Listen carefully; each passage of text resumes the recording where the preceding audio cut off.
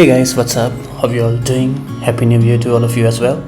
Feels good to be back after a long break, but I'm finally back with a new video, guys. Hope you're all having a great day so far.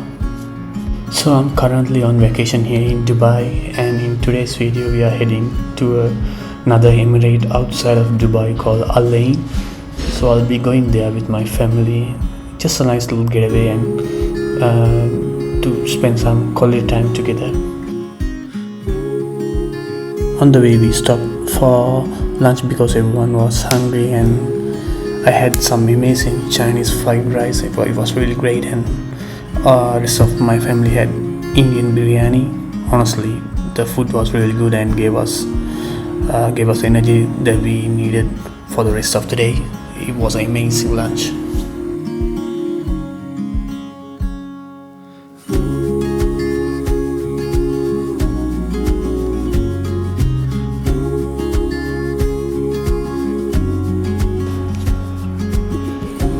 After lunch we headed to an adventure park here in Al Ain, and honestly it was a lot of fun. One of the first things I tried was the mini train. It was really nice relaxing ride around the park, and it's actually perfect if you are visiting with family. The mini train costs 30 dirhams per person, and I'd say it's definitely worth it, especially just to chill and enjoy the views. After that I tried the zip line, and wow, that was a great experience, and it was exciting, a bit scary at first, but honestly it was really fun. The zip line cost 60 dirham per person, and honestly I'd recommend to you if you are going there. It's a must do. Alright guys, this is me going on the mini train, and honestly look at this, what an experience it was.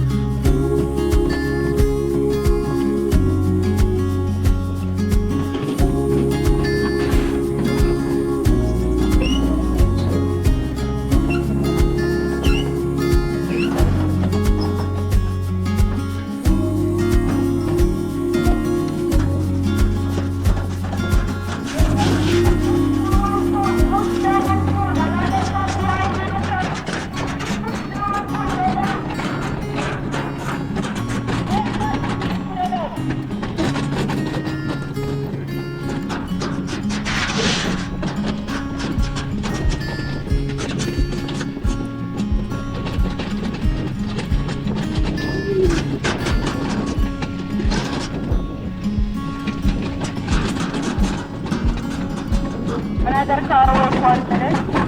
Brother, push down. Brother, you push down.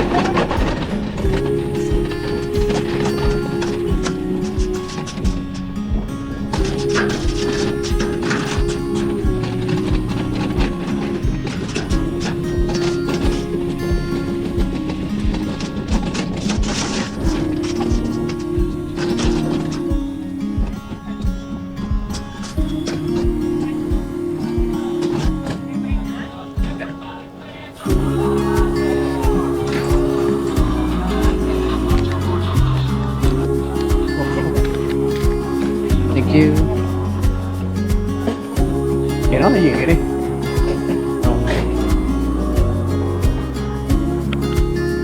So this is me trying the zip line. I had to put on all the safety gear first, then climb up a bunch of stairs to get on the zip line.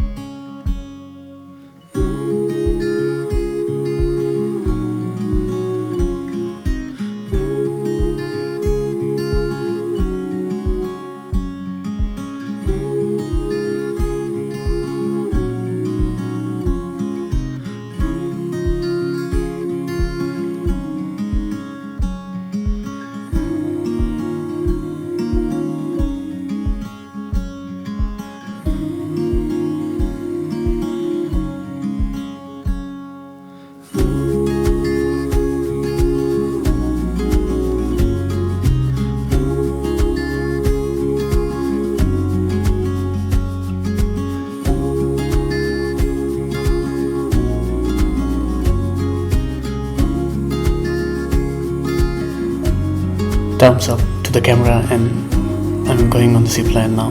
Let's go.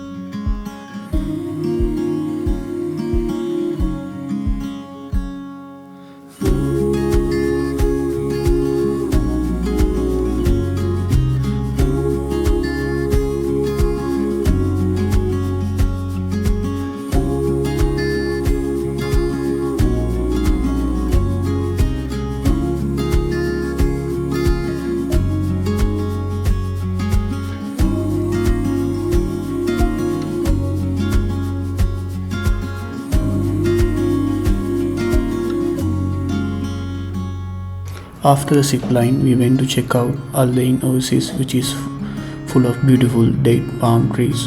This place is actually very special. It's one of the oldest oases in the UAE and has a lot of history. It's known for its traditional irrigation system, and people have been growing dates here for thousands of years. Before going inside the oasis, we stopped by a date shop, and honestly, it was really nice. They had so many different chocolates and sweets, and all of them were made with dates. If you are ever coming here, make sure to check out that shop as well. It's definitely worth it. After visiting the date shop, we met with a local date farmer who was selling fresh dates, and he was kind enough to let us taste some as well.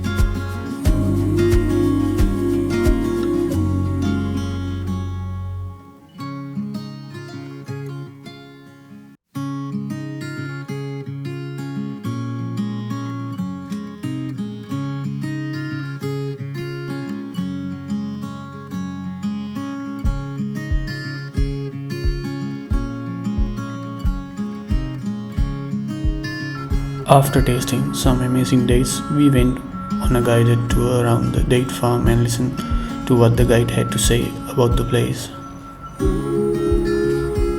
Those are approximately 2,800 acres wide. And also now it's divided by 550 farms. So the walls here are the one who's separating them.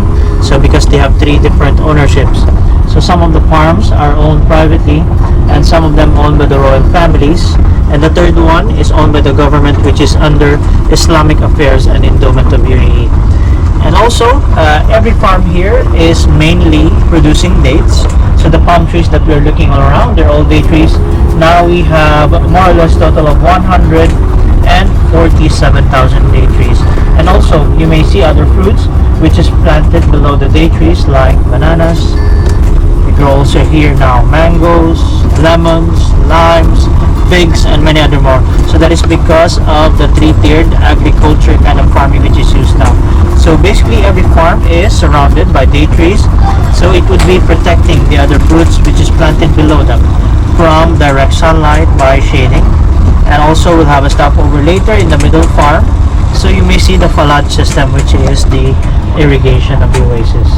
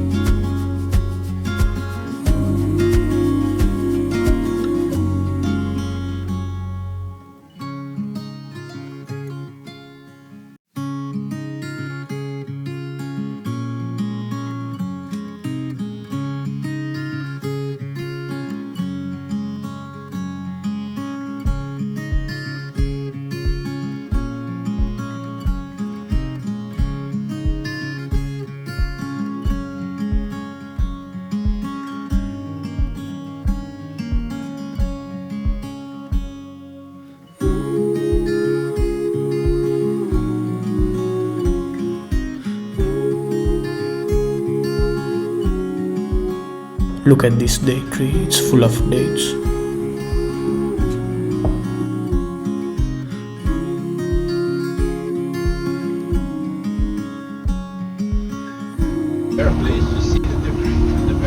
We have actually there Noah in the main gate if you have passed by near the car park. So you can visit that store and see there the different varieties. And also if we see some local farmers, or I mean the farmers here, we can pass by to check. And also they're also selling it to their own locally produced from farms here.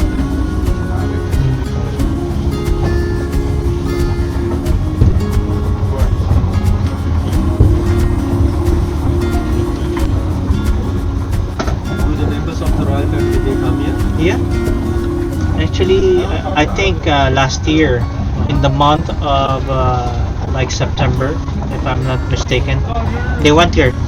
So the Oasis was closed half day. Oh, they're here, right? Yes, they visit.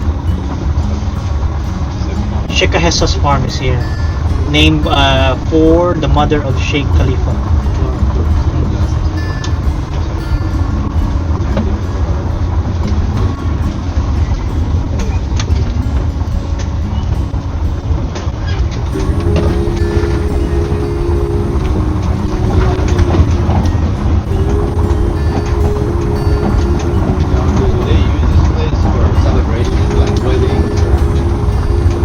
Sorry, sir.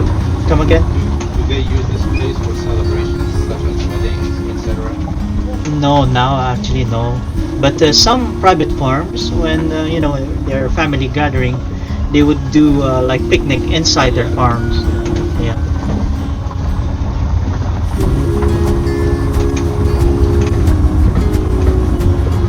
There are no accommodations there, right, for tourists? And yeah, no.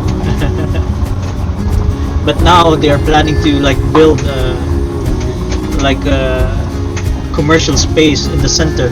That's also a part of the construction. Got it. They're making restaurants, coffee shops, and an overlooking tower, so you can have a look of all the oasis from the top. That would be great. Yeah. And this is the museum, Al Ain National Museum, which is also newly opened like 4 weeks ago, and the Sultan Fort. Yes. So we can go from this side, or we have to go to the other side. Yeah, the problem is when you go at this side, you have to walk back.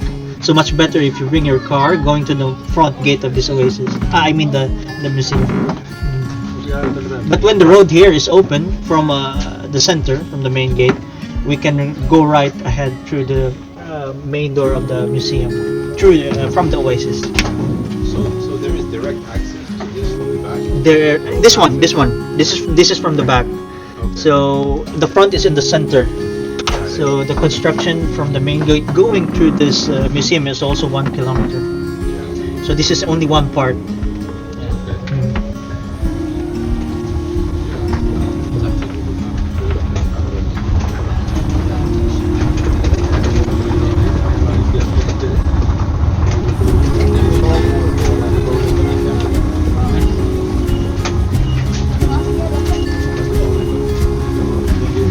The end of the video. Thanks to everyone for watching, and I'll see you in the next video.